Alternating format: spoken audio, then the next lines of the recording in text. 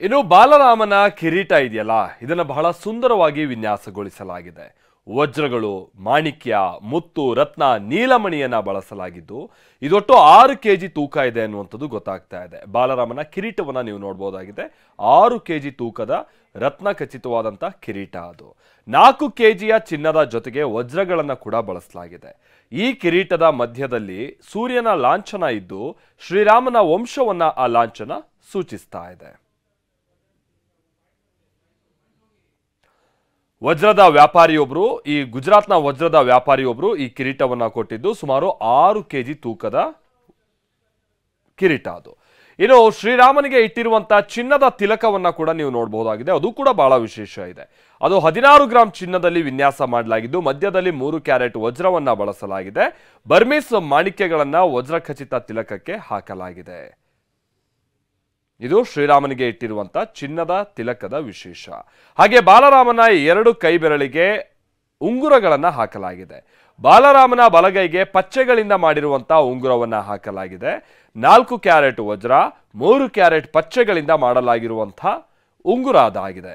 ಸುಮಾರು 65 ಗ್ರಾಂ ತೂಕ ಇರುವಂತಹ ಪಚ್ಚೆ ಉಂಗುರವನ್ನ ಧಾರಣೆ ಮಾಡಲಾಗಿದೆ ಶ್ರೀರಾಮನ ಕೈ ಬೆರಳುಗಳಿಗೆ.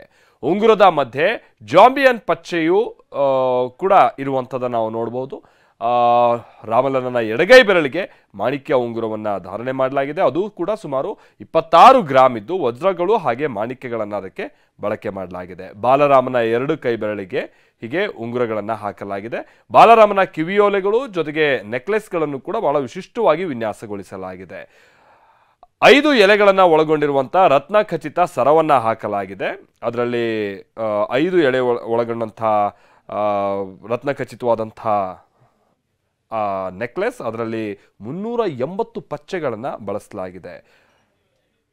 ಹಾಗೆ 80 ಕ್ಯಾರೆಟ್ ವಜ್ರಗಳನ್ನ ಬಳಸಲಾಗಿದೆ. ಒಟ್ಟು 5 ಎಳೆಯನ್ನು ಒಳಗೊಂಡಂತಹ ಸರ ಇದೆಯಲ್ಲ, ಸುಮಾರು 660 ಗ್ರಾಂ ಇದೆ ಅದು ಅನ್ನುವಂಥದ್ದು ಗೊತ್ತಾಗ್ತಾ ಇದೆ. ಆ ಚಿನ್ನದ ಹಾರವನ್ನು ವಿಜಯದ ಸಂಕೇತವನ್ನು ಸೂಚಿಸುವಂತ ಮಾದರಿಯಲ್ಲಿದೆ. ಮತ್ತೆ ಅದು ಇನ್ನೊಂದು ಚಿನ್ನದ ಹಾರ ನಾವು ಈಗ ತಾನೇ ನಿಮಗೆ ಹೇಳ್ತಾ ಇದ್ವಲ್ಲ, ಅದು ಸುಮಾರು 2 kg ಇದೆ. 2 ಚಿನ್ನದ ಸರಗಳನ್ನು ನಾವು ನೋಡಬಹುದಾಗಿದೆ. ಅದರಲ್ಲಿ ಚಿನ್ನದ ಹಾರ ಇದೆಯಲ್ಲ, ಅದು 2 kg. ಇನ್ನೊಂದು ಚಿನ್ನದ ಸರ ಅದು 600 ಗ್ರಾಂ ಇರುವಂಥದ್ದು.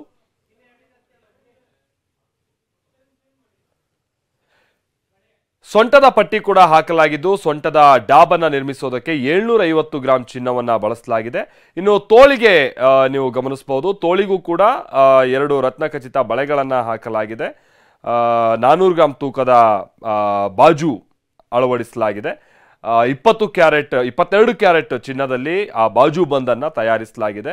2 ರತ್ನ ಖಚಿತ ಬಳೆಗಳಿದೆ ಕೈಗೆ, ತೋಳಲ್ಲಿ ಬಾಜು ಬಂದಿದೆ. 850 ಗ್ರಾಂ ತೂಗುತ್ತೆ ಅದು. 100 ಕ್ಯಾರೆಟ್ ವಜ್ರಗಳು ಜೊತೆಗೆ 320 ಕ್ಯಾರೆಟ್ ಮಾಣಿಕ್ಯಗಳನ್ನು ಬಳಸಲಾಗಿದೆ. ಪಚ್ಚೆಗಳಿಂದ ವಿನ್ಯಾಸ ಮಾಡಿರುವಂಥ 2 ಬಳೆಗಳನ್ನು ಕೂಡ ಹಾಕಲಾಗಿದೆ. ಇನ್ನು ಕಾಲಿಗೆ ವಜ್ರ ಖಚಿತ ಕಾಲುಂಗುರವನ್ನು ಹಾಕಲಾಗಿದೆ. ಸುಮಾರು 400 ಗ್ರಾಂ ತೂಕ ಇರುವಂಥ ಕಾಲುಂಗುರಗಳನ್ನು ಶ್ರೀರಾಮನ ಕಾಲಿಗೆ ಧಾರಣೆ ಮಾಡಲಾಗಿದೆ. ಮಾಣಿಕ್ಯಗಳಿಂದ, ವಜ್ರಗಳು ಹಾಗೆ ಮಾಣಿಕ್ಯಗಳಿಂದ ಕಾಲುಂಗುರವನ್ನು ವಿನ್ಯಾಸ ಮಾಡಲಾಗಿದೆ. ಈ ಒಟ್ಟು ರಾಮನ ಮೂರ್ತಿಯಲ್ಲಿ ಇರುವಂತಹ ಆಭರಣಗಳಿದೆಯಲ್ಲ, ಇದು ಹಲವು ಕೆಜಿಗಳು ತೂಗುತ್ತೆ. 16 ಕೋಟಿ ರೂಪಾಯಿ ಬೆಲೆ ಬಾಳುವಂತಹ ಚಿನ್ನಾಭರಣಗಳು. ನಾನು ಮೊದಲು ಹೇಳಿದಾಗೆ ಹಲವು ಕೆಜಿಗಳು ತೂಗುತ್ತೆ, 16 ಕೋಟಿ ರೂಪಾಯಿ ಬೆಲೆ ಬಾಳುವಂತಹ ಚಿನ್ನಾಭರಣಗಳು. ಆಮೇಲೆ ಈ ಎಲ್ಲವೂ ಕೂಡ ಬಹಳ ವಿಶಿಷ್ಟವಾಗಿ ವಿನ್ಯಾಸ ಮಾಡಲಾಗಿದ್ದು ಶ್ರೀಮಂತಿಕೆ ಹಾಗೆ ದೈವಿಕ ಅನುಗ್ರಹವನ್ನ ಬಿಂಬಿಸ್ತಾ ಇವೆ.